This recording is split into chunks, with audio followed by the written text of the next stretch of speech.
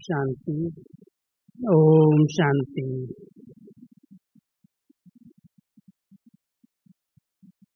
बाबा के इस शांति वन में 6-7 मास से बहुत अच्छी तपस्या की लहर चल रही है। शांति वन जैसा नाम है, वैसा ही ये 4-5 महीने में अनुभव हो रहा था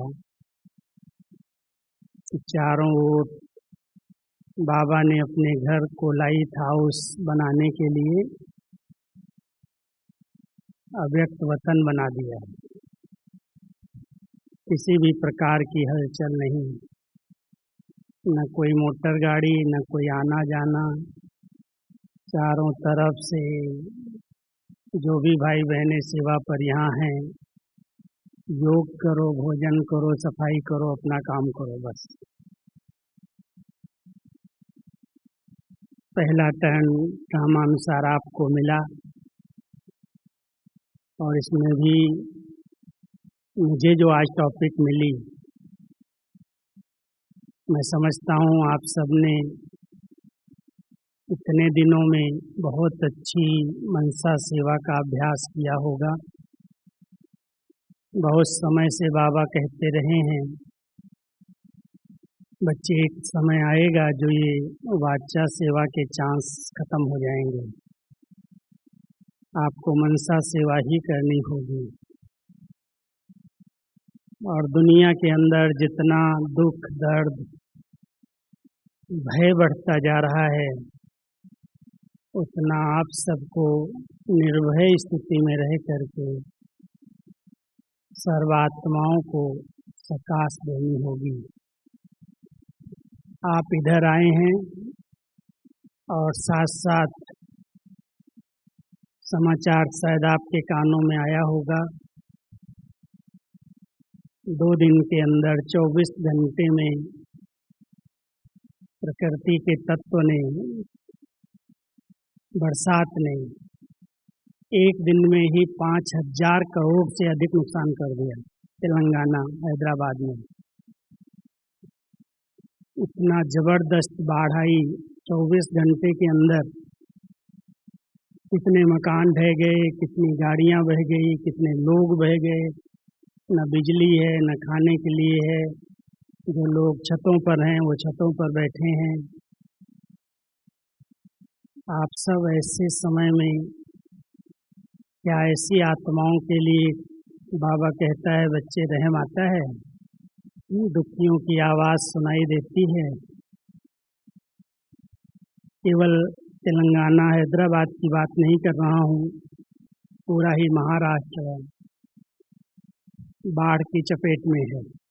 और ये सीजन जबकि बरसात पूरी हो चुकी है, लेकिन समुद्री तूफान आया और उसके बाद ये सब हुआ है।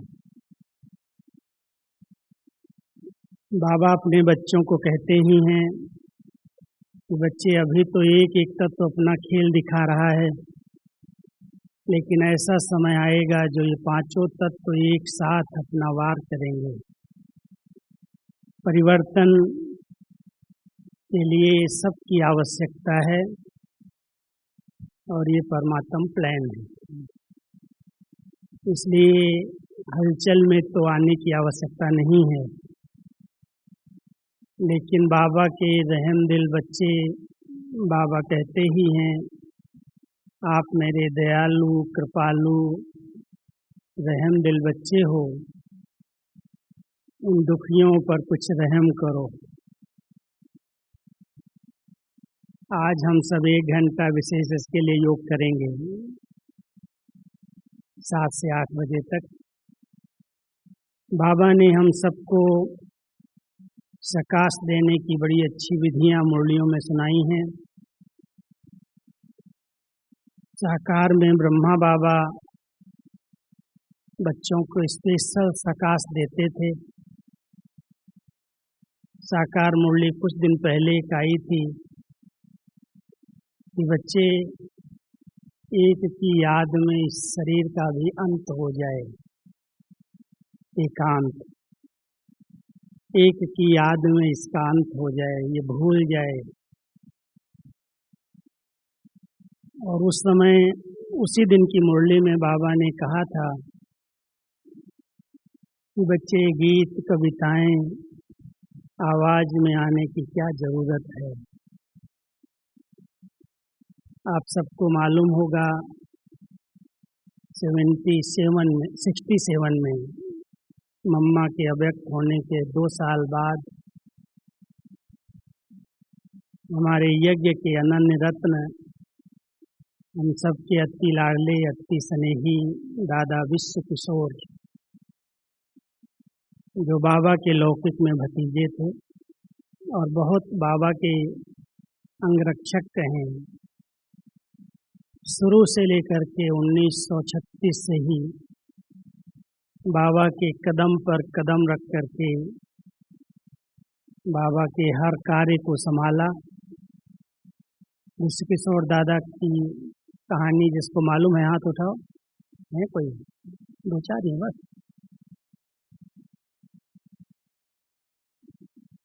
विश्व किशोर दादा बाबा के साथ बिजनेस में भी साथ थे और बाबा के लौकिक भाई के ही लड़के थे। और बाबा ने ही शायद उनकी शादी कराई थी, उनकी युगल संतरी दादी, जो यज्ञ की बड़ी नंबर 1 संदेशी रही। बाबा की बहुत फेवरेट संदेशी थी वो। और अव्यक्त होने के बाद बाबा उन्हीं के तन में पहले आए, उनके द्वारा ही सारे डायरेक्शन दिए। और शायद ये भी आपको पता हो, जब बाबा के रथ का अंतिम समय विदाई देने का श्रृंगार हो रहा था, तो शिव बाबा ने संतरी दादी के तन में प्रवेश होकर के इस रथ का श्रृंगार भी किया था। फूल चढ़ाए थे, मालाएं चढ़ाई थी, शिव बाबा ने डायरेक्ट संदेशों के द्वारा। तो वो दादा विश्व किशोर और हमारी दादी संतरी बहुत बाबा के अनन्य रत्न। और थोड़ी सी तकलीफ हुई, हर्निया की ही शायद तकलीफ थी। ऑपरेशन की बात आई तो रमेश भाई के साथ बाबा ने उन्हें बॉम्बे भेज दिया। और जब बाबा से छुट्टी ली तो बाबा ने सामने से फोटोग्राफर को बुला के कहा कि आज बच्चे के साथ फोटो लेना है।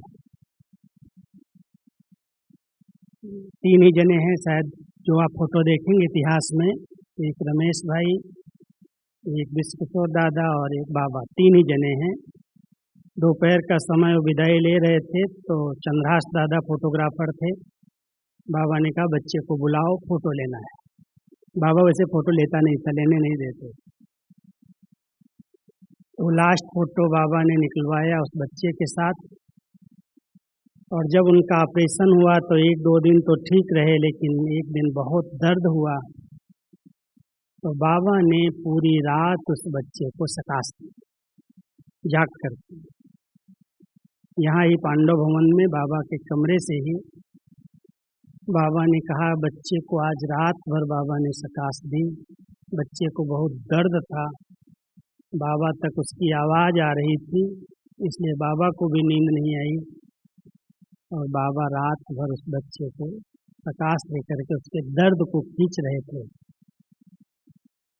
उसके बाद उसने शरीर छोड़ा तो सबको ये था कि बाबा का इतना लाडला बच्चा है, बाबा के अंग संग रहा, बाबा के इतनी साथ दिया, संभाला, इनके बॉडी को, इस शव को मैं मधुबन लेके जाऊं। तो बाबा ने कह दिया बच्चे मिट्टी को यहाँ क्यों लाओगे, वहीं पर जला दो, वहीं खत्म कर, लाने की जरूरत नहीं है। तो निर्मल शांता दादी, संतरी दादी संस्कार में थी वहाँ। जब उनके फोटो लेके आए तो बाबा ने कहा ये मुर्दे के फोटो नहीं बाबा देखता है, रख दो। फोटो भी नहीं देखे बाबा ने। लेकिन इतना प्यार बाबा का था जो रात भर बाबा ने उस बच्चे को सकाश दी। उसके बाद ये मुरलियाँ चली और बाबा ने अपने आप को संपूर्ण संपन्न बनाने के लिए 68 से गहरा पुरुषार्थ शुरू कर दिया। और वो पुरुषार्थ तो आप सब बाबा की मुरलियों से अनुभव करते होंगे। बच्चे अपने को आत्मा समझ करके मुझे याद करें। बच्चे आवाज़ में आने की ज़रूरत नहीं है। ये गुड मॉर्निंग भी आवाज़ में आके क्यों करते हो? सवेरे सवेरे दादियाँ बाबा के पास जाती थी कमरे में गुड मॉर्निंग करने। बाबा ने कहा बच्ची इसकी ज़रूरत नहीं है। बाबा भी बच्चों के लिए अच्छा अच्छा भोजन तैयार करता है, इसलिए क्यों आते हो आवाज़ में? तो सवेरे भी बाबा ने आवाज़ में आना बंद कराया और मुरली के गीत भी बंद करा दिए, इसकी ज़रूरत नहीं है। बहुत योग युक्त अंतर्मुखी होकर बाबा ने तपस्या की। और तपस्या ऐसी थी, जो छोटे हाल के अंदर एक घड़ी थी, उसमें चिड़िया के चूं चूं चूं करती थी। तो बाबा कहते थे बच्ची, इस बच्ची को बंद कर दो, इसकी आवाज़ नहीं चाहिए। इतना बाबा ने अपने आप को उपराम किया, न्यारा किया और पूरे विश्व को सकाश देने की सेवा की। हम सबको भी समय अनुसार बाबा यही कह रहे हैं, सिखा रहे हैं, बच्चे ये कलयुग परिवर्तन इतना सहज नहीं होगा। इसके परिवर्तन में बहुत बड़ा तांडव नृत्य होगा, बहुत बड़ी सृष्टि है। कलयुग का अंत कोई सहज नहीं है। लेकिन आप बच्चों को टॉप की ऊंची स्टेज पर स्थित होकर के सर्व आत्माओं को सकाश देनी है। लेकिन आपकी ऐसी ऊंची स्टेज बननी चाहिए पहले। वैसे भी कोई भी दूर दूर तक अगर लाइट फैलानी होती है तो उस लाइट को ऊंचे स्थान पर रखते हैं।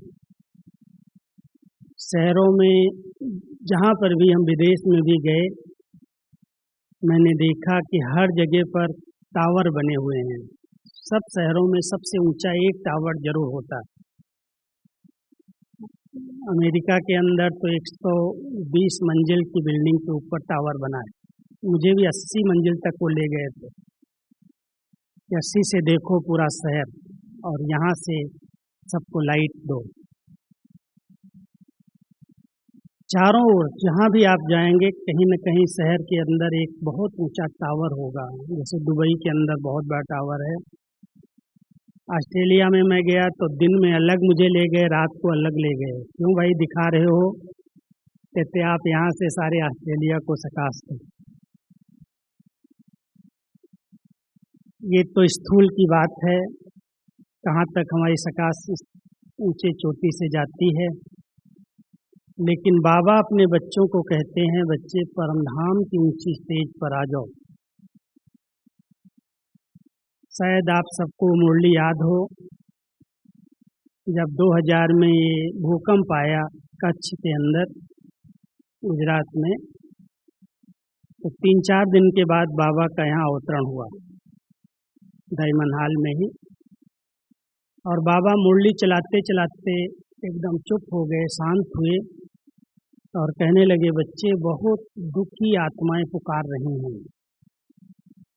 आप सब 1 सेकेंड में परमधाम की ऊंची स्टेज पर स्थित हो जाओ और ऊंची स्टेज से इन आत्माओं को सकाश दो।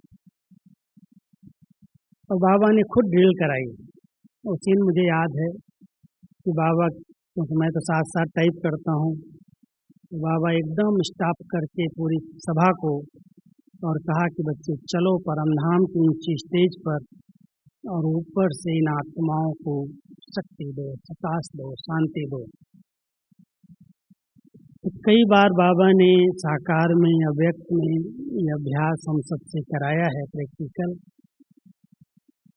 जितना हम अपने आत्मिक स्वरूप में स्थित रहते हैं, इस देह भान से, इस देह की मिट्टी से न्यारे होकर के अपने आप को एक लाइट माइट संपन्न आत्मा अनुभव करते हैं, उतना ही हम ऊंची स्टेज पर, ऊंची चोटी की स्टेज पर स्थित होकर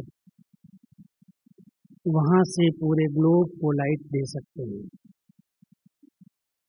मनसा सेवा के कई रूप हैं, कई प्रकार से अभ्यास करना चाहिए। बाबा ने भिन्न भिन्न समय पर अनेक प्रकार से इस पर मुरलियाँ चलाई हैं, बहुत सारा होमवर्क दिया है मनसा सेवा का। और 2015 में हम लोगों ने पूरे ही देश विदेश के सेंटर्स पर एक तपस्या वर्ष मनाया था और मुझे कहा गया था कि सबको पूरे साल का होमवर्क भेजो।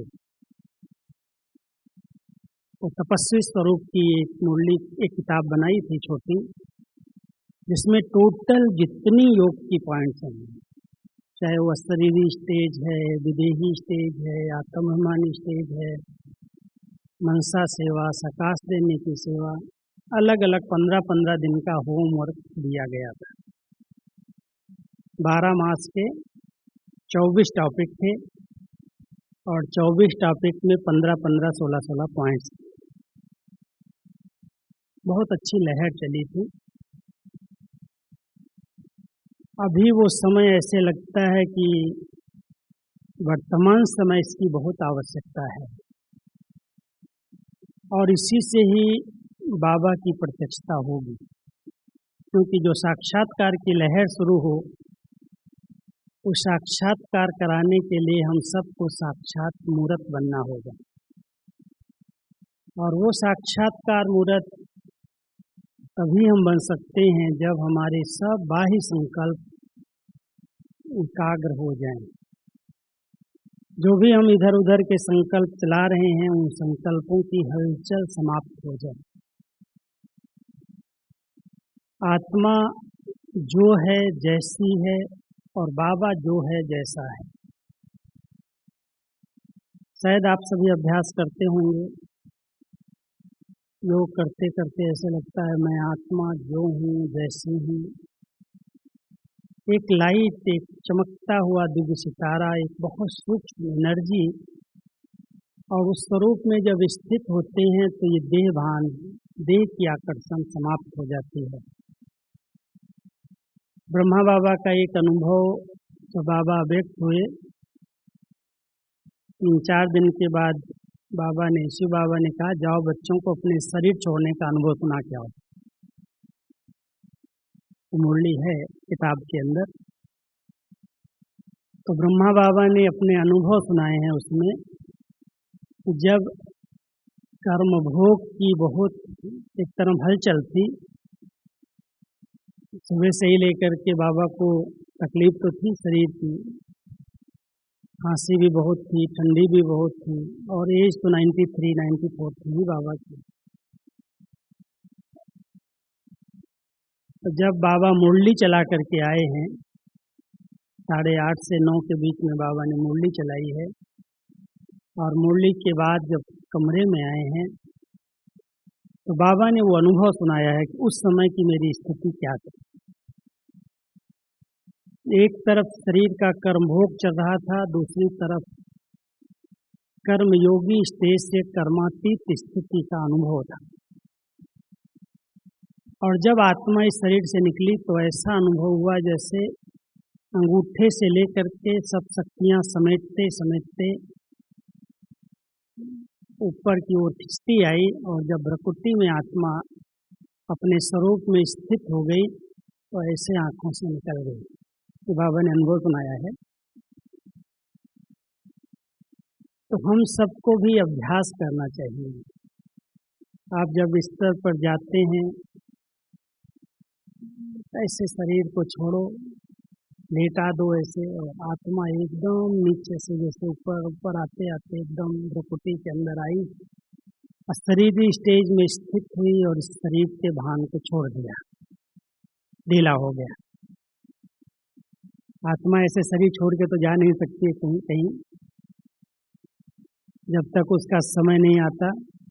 लेकिन अभ्यास करते करते कर्म इंद्रियों की जो आकर्षण है, जो दुख दर्द की या बीमारियों की भोगना की महसूसता है, हम कुछ समय के लिए उसको भुला सकते हैं। बाबा कहता ना, जैसे डॉक्टर लोग इंजेक्शन दे करके दर्द को भुला देते हैं, दर्द वाले को सुला देते हैं। ऐसे ही आप बच्चे अशरीरी भव का इंजेक्शन लगा दो और ये इंजेक्शन ऐसा लग जाए जो शरीर भूल जाए, फिर अपने स्वरूप में स्थित होकर के नेचुरल आत्मा के जो 7 गुण हैं वो 7 गुण जागृत होते हैं, वो अपने आप सेवा शुरू करते हैं। वर्तमान समय अगर हम ये स्मृति में रखते हैं कि इस समय बहुत दुख है, अशांति है और मुझे सुख शांति के वाइब्रेशन फैलाने हैं, तो शांति के सागर में एकदम स्थिर होकर के, एकाग्र होकर के और शांति की किरणें, शांति की सकाश मुझ आत्मा पर आई और वो चारों तरफ किरणें फैल रही हैं। वैसे तो आप देखेंगे सूर्य है निकलता है तो उसकी ऑटोमेटिक चारों तरफ किरणें फैलती ही हैं, लेकिन वो एनर्जी का रूप कब बनती है? जब वो किसी कांच के द्वारा रिफ्लेक्ट होती हैं। आज सोलार एनर्जी है हमारे पास, कई जगह पर ऐसे साधन हैं जो सोलार सूर्य की या हवा की एनर्जी को इकट्ठा करके उससे बहुत सारे साधन उनके प्रयोग कर रहे हैं। सूर्य की किरणें अगर कांच के ऊपर किसी पर आती है और स्वच्छ कांच पर आती हैं तो रिफ्लेक्ट कई गुना होकर के दूसरी तरफ जाती है। ऐसे ही बाबा की ज्ञान सूर्य की किरणें, चाहे शांति के सागर के, चाहे शक्ति के सागर की किरणें, ऐसे ऊपर से जैसे मेरे ऊपर आई और मैं आत्मा इतनी एकाग्र चित्त हूँ, इतनी शांत चित्त हूँ, जो वो किरणें यहाँ आते ही चारों तरफ रिफ्लेक्ट होकर फैलने लगी। अब इसमें हमें कोई हदें नहीं बनानी है। कई बार मनसा सेवा के लिए लोग कोई हद रख करके हम यहाँ पर सेवा कर रहे हैं, हम इस देश में सेवा कर रहे हैं, ठीक है, वो स्मृति एक बार जरूर आती है। जैसे मैंने कहा कि बाबा ने कहा बच्चे कच्छ की तरफ बहुत तकलीफ है, बहुत परेशान है लोग, सकाश लोग। अभी कहा तेलंगाना की तरफ बहुत हलचल है, बहुत ज़्यादा परेशानी है, आप सकाश दो। तो स्थान एक बार याद तो आ गया, स्मृति में आ गया, लेकिन जब हम सकाश दे रहे हैं तो उस स्थान को बार बार याद करने की जरूरत नहीं। उसके लिए एक बाबा ने बहुत सुंदर उदाहरण दिया है।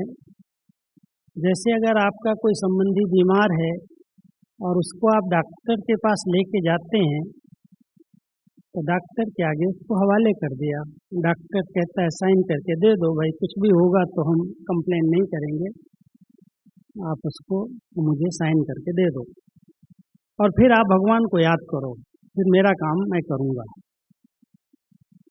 ऐसे ही हम सभी भी इन आत्माओं को अपने सामने इमर्ज करते, बाबा के आगे रख देते, बाबा इनको शक्ति दो, इनको मदद करो, इनको सकाश दो, और हम बाबा की याद में एकाग्र चित्त होकर के लगन में मगन हो जाते हैं।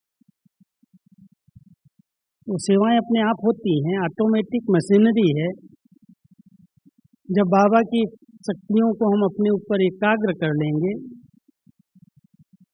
तो वो एकाग्र की हुई शक्तियाँ अपने आप वायुमंडल में ऐसे फैल जाएंगी। कई दूर दूर तक कईयों को अनुभव होता है कहीं से शांति, कहीं से शक्ति आ रही है, कोई है मेरे रक्षक हैं, मुझे सकाश दे रहे हैं, मुझे मदद कर रहे हैं। तो ये एक प्रयोग बार बार करना चाहिए और उसके लिए मन और बुद्धि की बहुत अच्छी एकाग्रता चाहिए। जब एकदम अपने स्वस्वरूप में हम स्थित हो जाते हैं, एकाग्रचित हो जाते हैं, तो उस ज्ञान सूर्य बाबा की वो जो किरणें हैं, उस ज्ञान सूर्य बाबा की वो किरणें जब आत्मा पर स्थिर होती हैं, एकाग्र होती हैं, तो वो एकाग्र हुई शक्तियाँ अपने आप चारों तरफ वायुमंडल में फैलती हैं और जहाँ पर जिसको जरूरत है, जो कैच कर सकता है, उसको अनुभव भी होते हैं। मनसा सेवा के लिए जैसे प्रयोग बाबा हम सबको सुनाते हैं, सिखाते हैं, बच्चे पूरे वृक्ष को तने से शक्ति मिलती है, बीज और उसके साथ तना है, तने के द्वारा पूरे वृक्ष को शक्ति मिलती है, सकाश मिलती, सूक्ष्म ऊर्जा मिलती है। ऐसे ही आप बच्चे इस कल्प वृक्ष की तने में बीज के साथ तपस्या में बैठी हुई आत्माएं हो। मैं कई बार ये अभ्यास करता हूँ, दूसरों को भी कराता हूँ। ये जैसे कल्प वृक्ष के चित्र में एक तरफ ब्रह्मा बाबा, कपिल मुनि और कामधेनु माँ, और साथ में कुछ बच्चों को बिठाया है तने में, और पूरा वृक्ष ऊपर है। सनातन धर्म, आदि सनातन देवी देवता धर्म, उसके बाद शाखाएं, उपशाखाएं, टाल टालियां, वृक्ष पूरा देखो, इमर्ज करो, और सारे वृक्ष की ग्रेट ग्रेट ग्रैंडफादर हमारे ब्रह्मा बाबा और हम सब उनकी वंशावली। जब इस पूर्वजपन के सोमान में हम स्थित होते हैं कि पूरे वृक्ष के पूर्वज हम सब आत्माएं हैं, बाबा ने हम सबको तने में अपने साथ बिठाया है। हम तपस्या के अंदर बैठी हुई आत्माएं, तपस्वी मूर्त, हमारी जो शक्तियां हैं शांति की, प्रेम की, सुख की, आनंद की, जितना हम उस स्वरूप में स्थित होते हैं उतना ये चारों तरफ वायुमंडल में फैलने लगती है, और पूरे वृक्ष को जहाँ जिसको जो जरूरत है वो अपने आप मिलती है, मिलेगी, क्योंकि हम तने में बैठे हुए हैं, आत्मा उस सोमान में स्थित हैं, हम पूर्वज हैं, हम पूज्य हैं, और बाबा ने अपने साथ हमें तपस्या का ये आसन दिया है। वैसे भी भक्ति मार्ग के अंदर वृक्ष के नीचे बैठ के तपस्या करते हैं। अपने गया में, बौद्ध में, जहाँ पर भी देखा होगा, सारनाथ में, तो वहाँ पर भी जो सिद्धियाँ प्राप्त की, गौतम बुद्ध को जो सिद्धियाँ मिली हैं, तो वृक्ष के नीचे बैठे हुए तपस्या कर रहे हैं। हम सब इस कल्प वृक्ष के तने में बैठी आत्माएं, सिद्धि स्वरूप आत्माएं, पूर्वज आत्माएं पूरे वृक्ष को शक्ति दे रहे हैं। जितना ऊंचे सोमान में स्थित होकर के हम तपस्या करते हैं, और जितना हमारी मन बुद्धि स्थिर है, एकाग्रचित्त है, कोई हलचल नहीं है, हम कुछ दे रहे हैं ये भी भान नहीं है, लेकिन एक नेचुरल जैसे सूर्य की लाइट अपने आप चारों तरफ फैलती है। सूर्य कहीं देने के लिए नहीं जा रहा है, निकलता है, लाइट आती है, अंधेरा दूर हो जाता है, किरणें जब उसकी तेज होने लगती हैं तो जहाँ कीचड़ है, गंदगी है, वो साफ होने लगती है, सूखने लगती है, और अगर सागर के ऊपर तेज किरणें पड़ने लगती हैं तो उसका खारापन समाप्त होकर के वो पानी उड़ता है, भाप बनता है, और हम सबको मीठे पानी के रूप में मिलता है। सूर्य की किरणें इतना बड़ा कार्य कर रही हैं, ये प्रकृति की इतनी बड़ी शक्ति है जो इस मानव सृष्टि को चला रही है। हम सब आत्माएं प्रकृति जीत, प्रकृति पति, परमात्मा के बच्चे, अगर उस सोमान में स्थित होकर के बैठते हैं तो मास्टर ज्ञान सूर्य की स्थिति सकाश देने का काम करती है। तो कभी कल्प वृक्ष की जड़ों में बैठ करके इस अनुभव में बैठो कि मैं एक पूर्वज आत्मा हूँ, मैं आदि पिता ब्रह्मा बाबा, कामधेनु माँ, जगत अम्बा के साथ बैठा हुआ तपस्वी आत्मा इस पूरे वृक्ष को शक्ति दे रहा हूँ। लाइट जा रही है, अपने सोमान में स्थित होकर के, एकाग्रचित होकर के अगर आप 15-20 मिनट भी बैठ जाएंगे तो वो जो प्रकंपन है वो अपने आप, और संगठन में अगर बैठेंगे तो बहुत फास्ट गति से फैलते हैं। एक दिन का मैं आपको अनुभव सुनाता हूँ, शायद किसी क्लास में आपने सुना होगा। पांडव भवन के अंदर उस समय शांतिवन बना ही था नया नया, लेकिन पांडव भवन में 6 बजे से 8 बजे तक कोई कारोबार नहीं है, सब साइलेंस, चारों तरफ से योग चलता है। चाहे वो शांति स्तंभ पर, छोटे हाल में, बाबा के कमरे में, कुटिया में, बाहर जो आंगन में बैठे हैं, कोई हलचल नहीं, सब शांत। तो एक दिन मेरे पास एक ग्रुप आया था पांडव भवन में ऑफिस के अंदर, तो मैंने कहा चलो, ये लोग कहने लगे हमारे पास टाइम नहीं है अभी, इसी समय मुझे आपसे कुछ प्रश्न उत्तर करने। टीचर्स ही थी, 15-20 टीचर्स थी, और हमने ऐसे ही बाहर दरी बिछा दिया, बिठा दिया सबको, और ऐसे रूह रिहान हो रही थी। 15-20 मिनट के बाद एकदम सब चुप हो गए, एकदम साइलेंस, हलचल ही बंद हो गई। न मैं बोलूं न वो बोले, और ऐसे लगे जैसे बाबा कहता ना, कोई संत, कोई महात्मा, कोई बड़ा, कोई शरीर छोड़ता है, तो शरीर छोड़ने के साथ वायुमंडल में सन्नाटा हो जाता है, सा सा भा भा की आवाज आती है।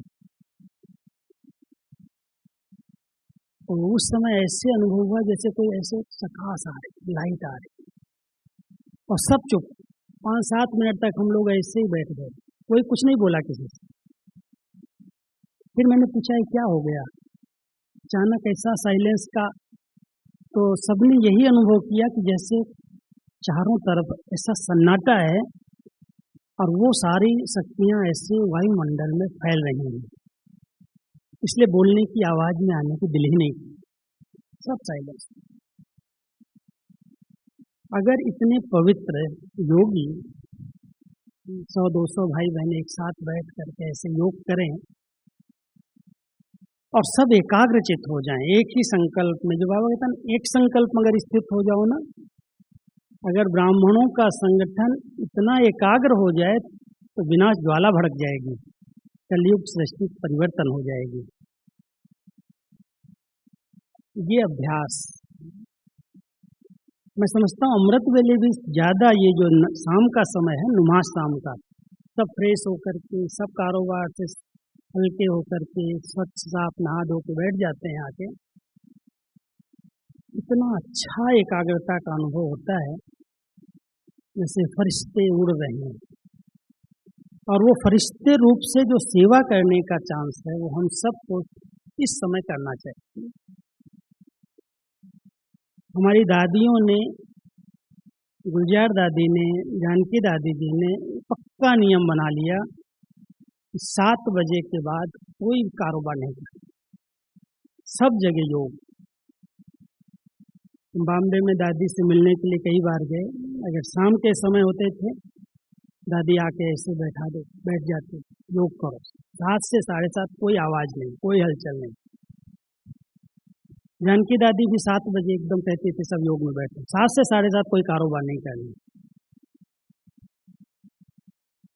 ये समय ऐसा है जो हम बहुत अच्छी मनसा सेवा कर सकते, स्वयं में शक्ति भरने का समय अमृत वेले अच्छा है। बाबा से रूह ध्यान करो, बहुत अच्छी तरह से शक्ति लो, सकाश लो, बच्चा बन करके बाबा से सब वरदान ले लो, भोलेनाथ बाबा को रिझा दो, वो सवेरे के लिए ठीक है। लेकिन मनसा सेवा का ये जो समय है, 7 से 8 करो, 6:30 से 7:30 करो, 1 घंटे तपस्वी हो, इतने मन और बुद्धि की स्थिरता हो, एकाग्रता हो, जो मैं जो हूँ जैसा हूँ उस स्वरूप में स्थित हो जाएं, अपने लाइट माइट स्वरूप में स्थित होकर के बाबा जो है जैसा ऊपर की वो लाइट माइट का अनुभव करें, और उसमें एकाग्र होकर, जो बाबा कहता है जैसे आत्मा परमात्मा में समा गई, समाती नहीं है लेकिन लव लीन प्यार में खो जाती है, कोई हलचल के संकल्प, इतनी स्थिरता है, इतनी एकाग्रता है, इतना एकदम शांति के, शक्ति के अनुभव है, उस अनुभव में खो गए। शून्य तो नहीं होना है, जड़ नहीं बनना है। कई लोग फिर योग करते करते शून्य में चले जाते हैं, संकल्पों को शांत करके ऐसे बैठ जाते हैं, तो फिर सो जाते हैं उसमें। हम सबको बहुत जागृत अवस्था में अपने संकल्पों की स्पीड को रोकना है। जो इधर उधर भटक रहे हैं, जा रहे हैं, उनको कंट्रोल करके शुद्ध संकल्प, एक मैं लाइट हूँ, मैं माइट हूँ, मैं एक चैतन्य शक्ति हूँ, मैं इस भ्रकुटी आसन पर स्थिर चमकता हुआ सितारा हूँ, इस प्रकाशमय स्वरूप में स्थित होकर इस देह से हम अलग होने का अनुभव करें। हैं शरीर में, लेकिन ऐसे लगता है जैसे ये अलग है, मैं अलग हूँ। वो जो लाइट है, वो जो शक्ति है, वो बाबा की किरणों को अपने आप खींच लेगी, और फिर यहाँ से जो लाइट फैलेगी वो मनसा सेवा कहलाएगी। तो एक है कल्प वृक्ष के तने में बैठ करके हम ऐसी तपस्या करें, दूसरा फरिश्ते स्वरूप में स्थित होकर के चारों तरफ से जैसे फरिश्ते चक्कर लगा रहे हैं और जहाँ पर वो आत्माएं पुकार रही हैं, परेशान हैं, उन आत्माओं को ऊपर से सकाश दे रहे हैं। बहुत अच्छी सेवा है, लाइट के शरीर के द्वारा सेवा। और लाइट के शरीर का निर्माण हमें खुद ही करना है। बाबा हमें कोई लाइट का शरीर नहीं देता है, हम सबको खुद बनाना है अपना शरीर। और हर एक आत्मा के साथ वो लाइट का शरीर रहता ही है। हो सकता है किसी के लाइट के शरीर पर कोई कोई धब्बे हों, दाग हों, क्योंकि अगर व्यर्थ संकल्प, विकल्प, नेगेटिव संकल्प बहुत चलते हैं तो वो दाग पड़ जाते हैं। और बहुत अच्छे शुद्ध पवित्र संकल्प, खुशी के, प्यार के, आनंद के संकल्प हैं। हर आत्मा के प्रति बड़ी रहम भावना है, दया भावना है, शुभ भावना है। तो वो शुभ भावना के संकल्प चारों तरफ फैलते हैं, तो लाइट बन जाता, फरिश्ता ड्रेस बन जाता। जैसे कहते हैं ना, एक काली छाया, एक सफेद छाया। कई आत्माएं जब शरीर छोड़ती हैं तो उनके साथ काली छाया होती है, फिर वो डराती है, कहीं न कहीं भटकती है तो दूसरों को अनुभव होता है, मुझे दिखाई दिया, मुझे लगा कोई आया था, भयभीत हो जाते हैं लोग। और कोई है फरिश्ते रूप में जो बड़े अच्छे हैं, अच्छे विचार वाले हैं, सुख देने वाले हैं, फरिश्ते रूप में, परी के रूप में ये दिखाई देते हैं। हम सबको बाबा कहते हैं, बच्चे जीते जी प्रैक्टिस करो, शरीर छोड़ने की बात छोड़ दो। तो मैं आत्मा इस प्रकृति आसन पर बैठी हूँ, मेरे बड़े शुद्ध पवित्र संकल्पों से एक बहुत सुंदर लाइट का आभा मंडल क्रिएट हुआ। पवित्रता का ये आभा मंडल चारों तरफ से इस शरीर के अनुभव को, आप लोगों ने शायद कैड की क्लासेज अटेंड किया होगा। हमारा जो कैड ग्रुप चलता है हार्ट पेशेंट्स के लिए, उसमें एक बड़ा अच्छा सिद्धांतिक, एक वैज्ञानिक प्रूफ इन्होंने दिया है डॉक्टर्स ने, कि कोई भी शरीर में जो बीमारी आती है वो पहला अटैक करती है हमारे लाइट के ऊपर के सूक्ष्म शरीर पर। पहले वो डैमेज करती है, फिर इसमें प्रवेश होती है।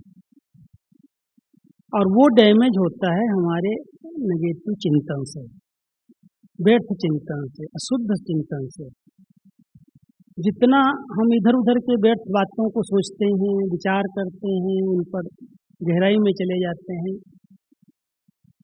ये हो रहा है, ऐसा हो रहा है, ऐसा हो रहा है। समाचार तो सब आजकल साइंस ने इतना फास्ट कर दिया है, जो कई बार ऐसा मुझे लगता है कि यहाँ की बात मुझे नहीं पता है, लेकिन सेंटर्स वालों को पता है, वहाँ से मुझे समाचार आ रहा है।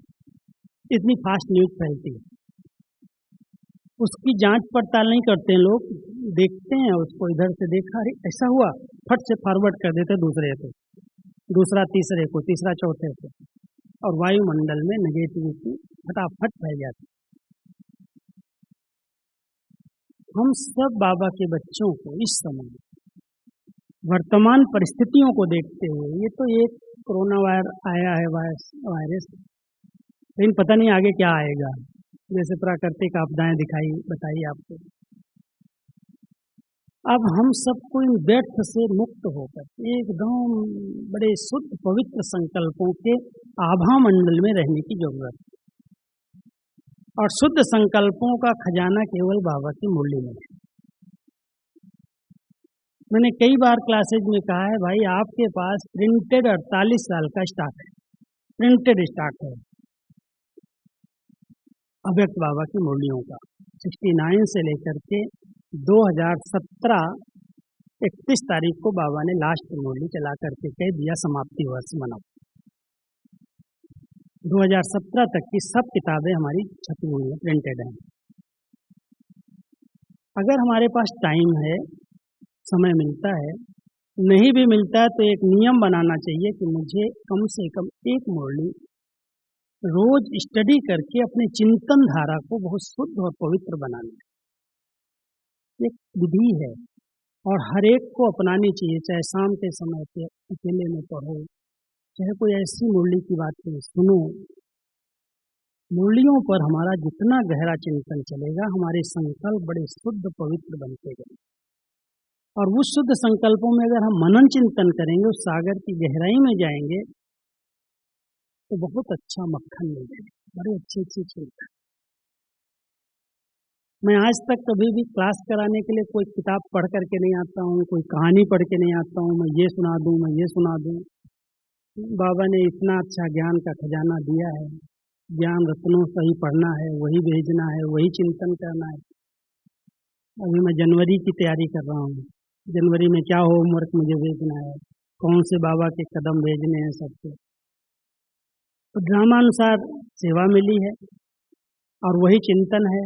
और उस चिंतन के कारण मुझे भले कई बातें हैं, यज्ञ की हैं, सेंटर्स की हैं, सब समाचार आते हैं, मुझे जवाब देना होता है, पढ़ना पड़ता है, लेकिन मेरी बुद्धि पर वो नहीं आता।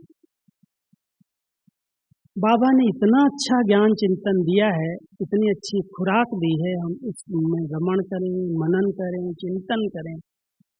और मैंने अपनी एक डायरी बनाई हुई है, जो भी ऐसा अच्छा चिंतन चलता है मैं अपनी डायरी में रोज लिखता हूँ। हर एक बाबा के बच्चे को अगर अपने इस आभा मंडल को बड़ा शुद्ध और पवित्र बनाकर मनसा सेवा करनी है, तो किसी भी प्रकार की व्यर्थ और नेगेटिव बातें इसके अंदर नहीं जानी चाहिए। अगर चली गई हैं, मान लो कोई ने सुना दिया है, तो अंदर समाना नहीं है और दूसरों के आगे वर्णन नहीं करना। गांठ बांध लो, कुछ भी हो जाए, मुझे किसी के आगे इसका वर्णन नहीं करना। क्यों मैं व्यर्थ बातों की चर्चा करूं, ऐसा हुआ वैसा। अगर मैं करूंगा, मेरी स्थिति अच्छी है, मैं उसको क्रॉस कर जाऊंगा, और सामने वाले की स्थिति अगर कमजोर है तो वो उसमें डिस्टर्ब हो जाएगा, उसकी स्थिति नीचे ऊपर हो जाएगी।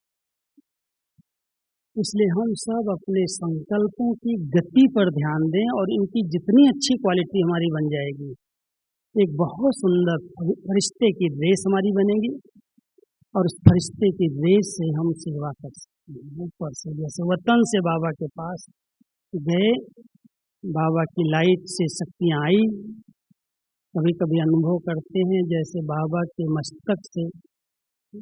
एक बार मैंने गुलजार दादी से एक बड़ा रमणीक प्रश्न किया था, जब शांतिवन में थे। मैं, दादी आप बाबा के पास जाती हो और कहती हो कि बाप और दादा आपस में रूह रियान कर रहे हैं, कैसे करते हैं रूह रियान? क्या डायलॉग करते हैं एक ही तन में? कभी बाबा बोलता है, कभी दादा बोलता है। दादी कहती नहीं, ऐसे नहीं करते। क्या करता है?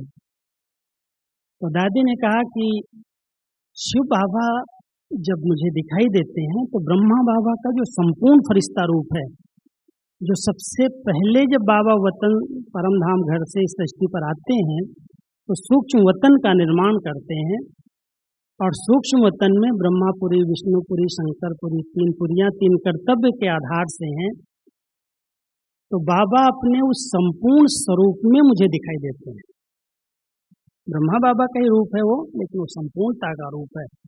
और जब मैं ब्रह्मा बाबा को देखती हूँ, तो बाबा जैसे साकार में थे ऐसा रूप मुझे दिखाई देता है। और फिर बाप दादा दोनों डायलॉग करते हैं। ब्रह्मा बाबा बच्चों का पक्ष लेता है, शिव बाबा शिक्षाएं देता है। डायलॉग का रूप ही है दोनों एक ही, लेकिन दोनों अलग अलग दिखाई देते हैं। मुझे बहुत अच्छी ये बात लगी कि बाबा के पास हम अव्यक्त वतन में जब जाएं या हम अनुभव करना चाहें, तो हम भी साकारी वतन से जा रहे हैं, हमारी साकारी ड्रेसिंग है, यही शरीर हमारे साथ है, लेकिन एक सूक्ष्म लाइट के शरीर में, इसी रूप में हम ब्रह्मा बाबा को, शिव बाबा को उस लाइट के रूप में देखें, और उनके भ्रकुटी से निकलती हुई शक्तियाँ, वो किरणें या नयनों से निकलती हुई किरणें अनुभव करें, और उस अनुभव को लेकर के फिर फरिश्ते दृष्टि से हम सेवा करें। पहले शक्ति भर लें, फिर सबको दान करें। तो जैसे कल्प वृक्ष के नीचे बैठ करके हम प्रकाश देने की सेवा करते हैं, ऐसे ही फरिश्ते रूप से हम सारे ग्लोब को लाइट दे सकते हैं। और कभी एकदम निराकारी स्वरूप में बाबा के साथ, बाबा कहता है ऊपर उल्टा वृक्ष है, बीज ऊपर है, झाड़ नीचे उल्टा है। परमधाम के झाड़ को आप इमर्ज करो। बाबा के बिल्कुल समीप में आत्मा एक ज्योति विद्युत स्वरूप में शिव बाबा के बहुत निकट में बैठ गई, अपने लाइट माइट स्वरूप में। वो शक्तियाँ मेरे अंदर आई और वो शक्तियाँ ऊपर से नीचे वृक्ष की ओर चली गई। परमधाम की जो ऊंची स्टेज है, जो टॉप की स्टेज है, उस टॉप की स्टेज में एकदम एकाग्र होकर के मन और बुद्धि को बाबा के साथ एकदम जोड़ दें और शिव बाबा की लाइट लेकर के उसे ग्लोब को दे दें, वृक्ष को दें। ये परमधाम की ऊंची स्टेज से मनसा सेवा है। एक और विधि बाबा कई बार सुनाते हैं कि आप सभी इष्ट देव इष्ट देवियां हो। कई बाबा की मुरलियां इस नवरात्रि जब शुरू होती है तो उसमें भी चली हैं। बच्चे, आपको अपने भक्तों की आवाज़ सुनाई देती है? कल शायद पहला दिन है नवरात्रि का ना, कल सुनना सभी आवाज़ में। देवियाँ सब अपने भक्तों की आवाज़ सुनना। इस समय तो बहुत पुकार है। उस स्वरूप में स्थित होकर के बाबा कहता है, हे देवियाँ, आपके पास भक्तों की लाइन लगी हुई है, आप इनको वरदान दो, इनको शक्ति दो, इनको विश्वास दो।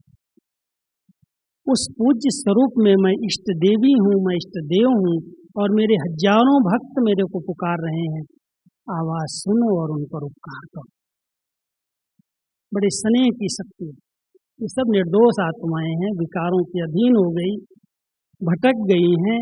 इन आत्माओं का कल्याण हो, ये मुक्त हो जाएं दुखों से, ऐसी बड़ी शुभ भावना लेकर के देवी स्वरूप में, देव स्वरूप में इष्ट देव इष्ट देवी बन करके बाबा की शक्तियों को दान दो।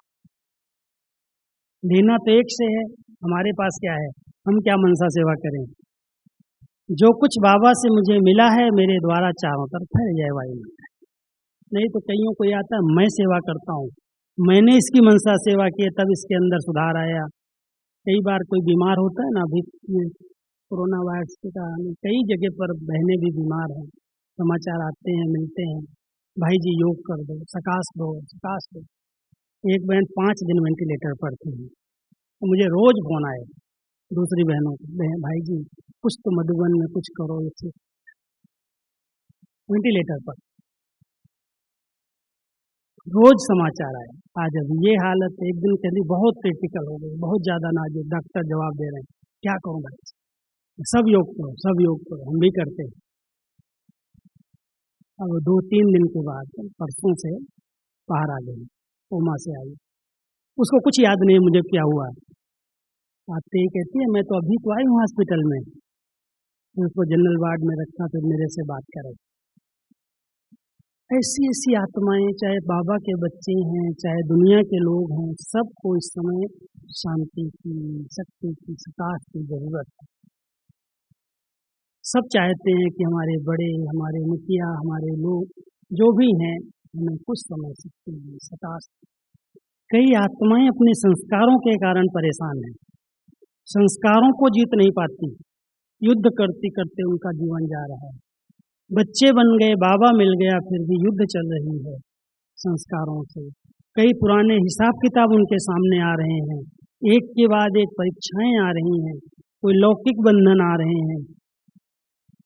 हम सब बाबा के बच्चों को स्वतंत्र बन करके मनसा सेवा करने के लिए, अगर जैसे डॉक्टर कभी दुखियों के दुख में अगर खुद दुखी हो जाए, हाँ इसको इतना दर्द है, मैं इसको कैसे इंजेक्शन लगाऊं, इंजेक्शन से तो और दर्द हो जाएगा, तो दवाई नहीं दे सकता।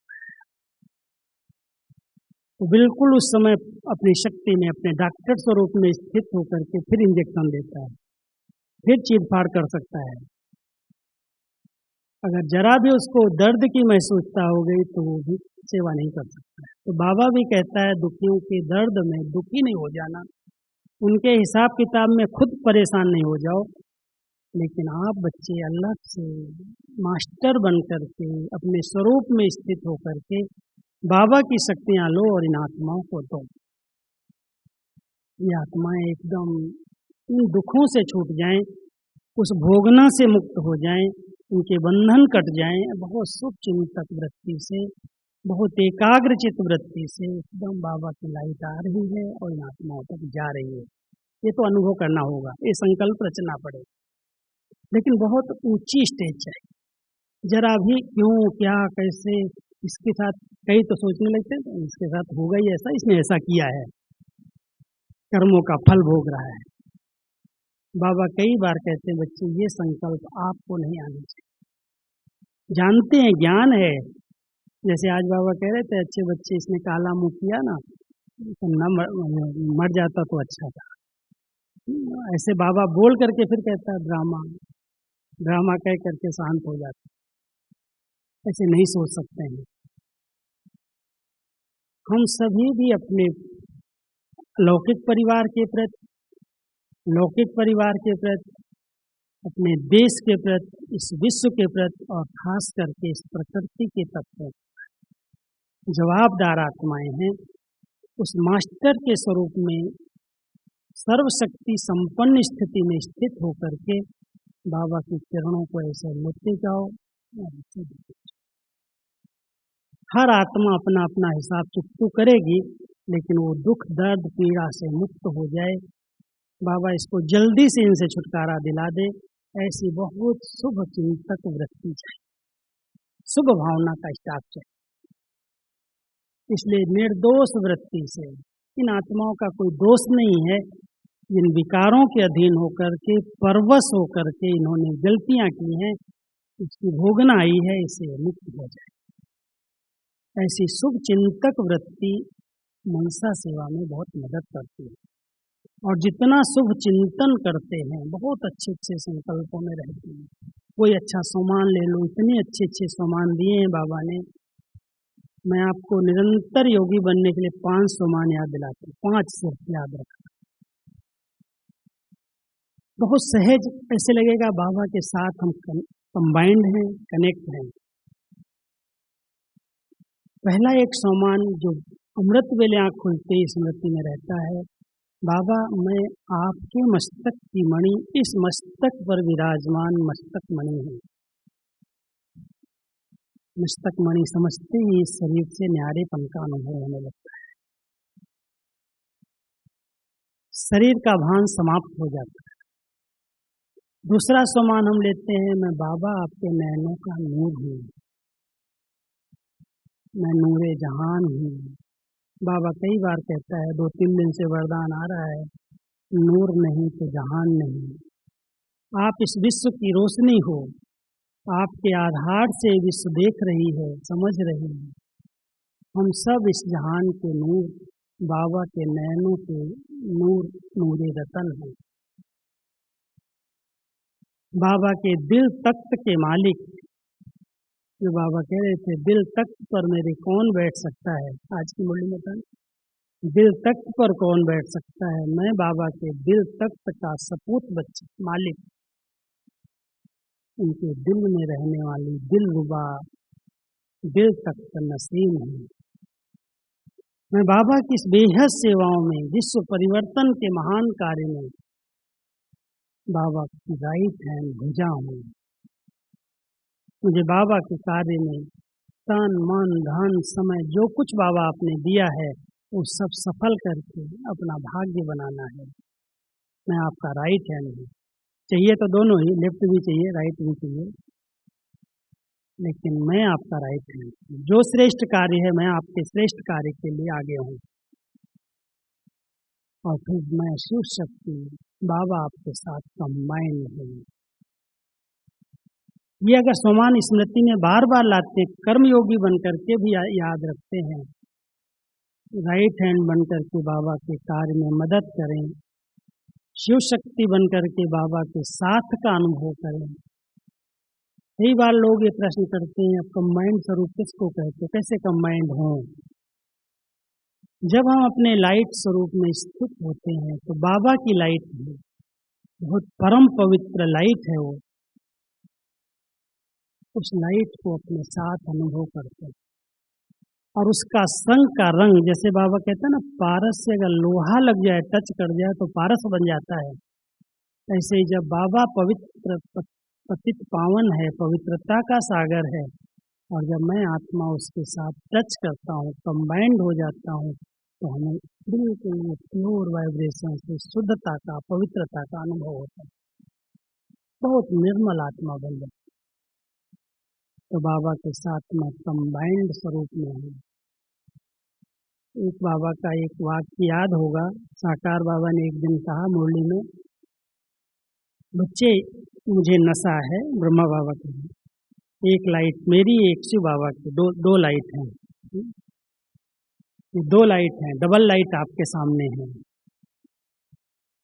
तो मैंने एक दिन क्लास कराया, हमने कहा बाबा कहता है मैं डबल लाइट से तुम बच्चों को लाइट देता हूँ। हमने कहा हम लोग 3 लाइट, त्रिमूर्ति लाइट बन जाए, एक मैं आत्मा लाइट हूँ और एक तरफ बाबा, एक तरफ दादा, दोनों को बिठा दें और बहुत ऊंचे समान में स्थित होकर के योग करो।